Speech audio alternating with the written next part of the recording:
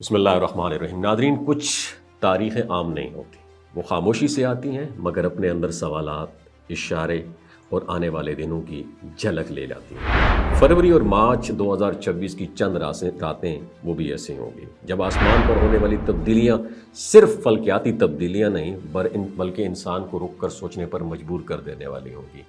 سورج اور چاند کا یہ غیر معمولی سلسلہ ایک ایسے وقت کے قریب آ رہا ہے جو خود روحانی اعتبار سے بھی غیر معمولی ہوتا ہے، اور یہی قربت اس لمحے کو مزید میننگ فل بنا دیتی۔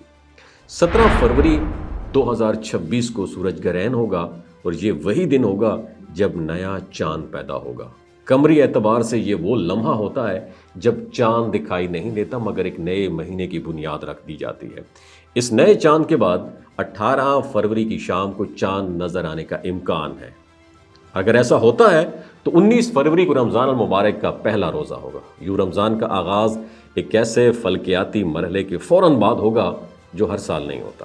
یہ سورج گرہن پاکستان اور ایشیا کے بیشتر علاقوں میں نظر نہیں آئے گا، لیکن یورپ کے مختلف ممالک میں لوگ اسے اپنی آنکھوں سے دیکھ سکیں گے۔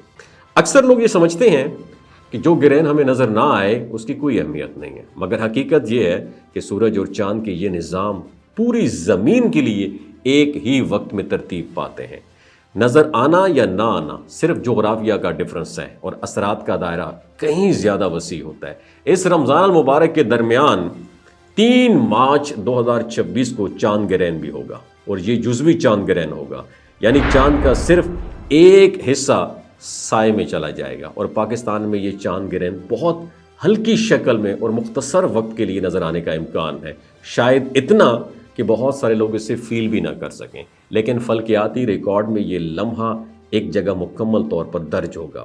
تاریخ پر نظر ڈالی جائے تو یہ بات سامنے آتی ہے کہ جب بھی سورج یا چاند گرہن کسی اہم مذہبی یا اجتماعی دور کے قریب آئے تو پھر دنیا بھر میں لوگ اس پر خاص توجہ دیتے ہیں۔ سیاست ہو یا معیشت، ریاستی فیصلے ہوں یا عالمی حالات، ان دنوں میں تجزیے زیادہ ہو جاتے ہیں، خدشات بھی زیادہ ہوتے ہیں اور ایکسپیکٹیشنز بھی زیادہ ہوتی ہیں۔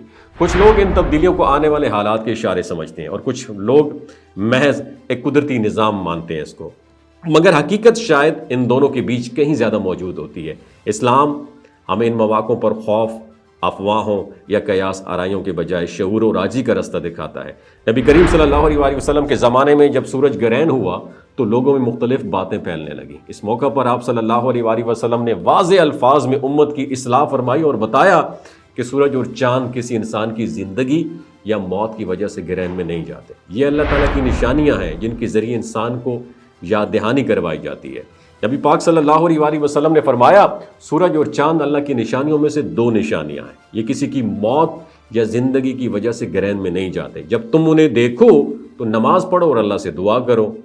یہ سنن نسائی کی حدیث نمبر 1460 ہے، اور ایک اور روایت میں آتا ہے کہ رسول اللہ صلی اللہ علیہ وسلم نے گرہن کے وقت لمبی نماز ادا کی، اللہ کے حضور دعا کی اور لوگوں کو صدقہ دینے اور استغفار کرنے کی تلقین فرمائی۔ ناظرین، اس پوری ویڈیو سے ہمیں یہ پیغام ملتا ہے کہ گرہن کا اصل مقصد خوف پھیلانا نہیں بلکہ انسان کو اپنی اصلاح، اپنے وقت کی قدر اور اللہ کی عظمت کی یاد دہانی کرانا ہے۔ رمضان المبارک میں چاند گرہن کا واقع ہونا اس پیغام کو مزید گہرا کر دیتا ہے، اور یہ مہینہ خود صبر، احتساب اور اللہ کی طرف رجوع کرنے کا مہینہ ہے۔ ایسے میں آسمان پر ہونے والی یہ تبدیلیاں ہمیں یہ سکھاتی ہیں کہ کائنات کا ہر سسٹم ایک ترتیب کے تحت چل رہا ہے، اور انسان کا اصل کمال یہ ہے کہ وہ ان نشانیوں سے سبق حاصل کرے، نہ کہ صرف انہیں دیکھ کر گزر جائے۔ وما علینا الا البلاغ المبین۔ آپ کی کیا رائے ہے نیچے کمنٹ سیکشن میں ضرور بتائیے گا۔ اللہ حافظ۔